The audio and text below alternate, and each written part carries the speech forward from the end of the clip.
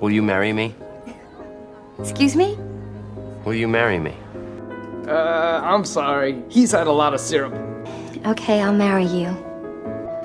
I'll marry you. Getting married to this guy! I accepted a proposal from a complete stranger, but just 3 days earlier, my boyfriend Mike had proposed to me. Yet when faced with the man my parents considered the perfect choice, I actually hesitated. Afterward, my mother kept lecturing me, but only I knew the truth. I wasn't really in love with Mike. Although we'd made a verbal commitment, we had only known each other for a few minutes. Once we stepped outside, we introduced ourselves and headed to a nearby hill to get to know each other better.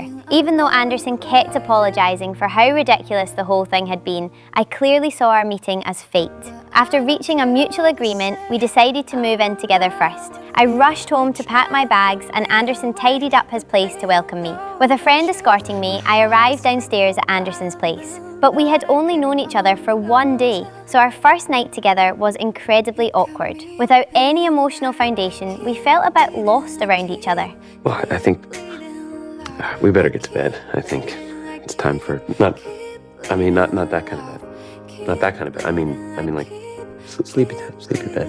I noticed a photo of Anderson with an unfamiliar woman on the nightstand. Anderson claimed she was just a former colleague from his modelling days. That night, my reserved attitude made things pretty tough for Anderson. After getting through that difficult night, we decided to meet each other's parents the next day. To convince my mum and dad, I had Anderson rehearse beforehand. Despite his best performance in front of my family, he failed to win my mother over, because in their eyes, my ex-boyfriend Mike was still the better choice. Sure enough, just as my father took Anderson to the warehouse, Mike suddenly showed up at the house.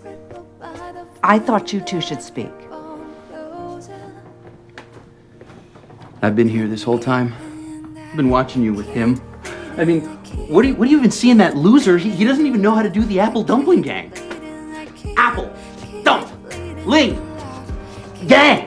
Mike couldn't understand why I would marry someone I barely knew. While my family was having dinner, Mike kept waiting outside the window. To avoid unnecessary trouble, I made up an excuse and left with Anderson. This time we went to Anderson's family home. Seeing that Anderson had brought home a pretty girlfriend, his parents were incredibly warm and welcoming because they were afraid he was still stuck in the past, unable to forget his ex. I thought for sure I'd win over Anderson's family, but the moment I mentioned his ex, Anderson's mother suddenly became upset. They never wanted to be reminded of the woman who died of a heart attack during his proposal.